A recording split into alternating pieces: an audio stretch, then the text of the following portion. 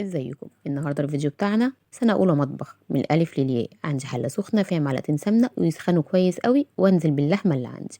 هنزل عليهم بحبايتين مستكه، وعندي كمان ورق لورا وحبهان اكون فاتحاه، وعندي رشه فلفل اسود. انا عايزه اللحمه دي تتحمر وتاخد لون من كل ناحيه.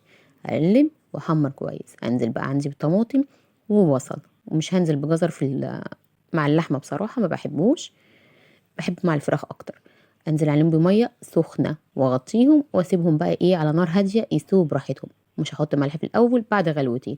عندي كمان لوبيا اتغسلت كويس، واحط لها عليها ميه اغطيها كده واسيبها لما تتسلق، تكون فيها تكه شويه، ما اسيبهاش تتهري قوي على البوتاجاز. عندي هنا بقى بصله متقطعه ومعلقه سمنه بلدي.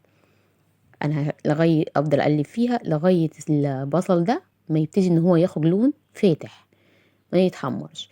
انزل عليه بمعلقه من الثوم والفلفل، فرمهم مع بعض.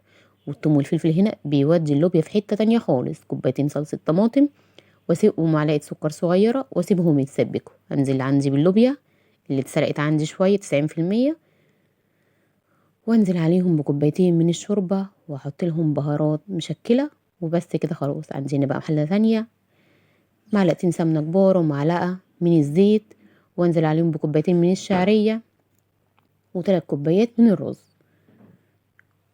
اول ما يبتدي ان هو يتحمر شويه هغطي الرز ده بالشوربه، يكونوا عقلتين صباع فوق.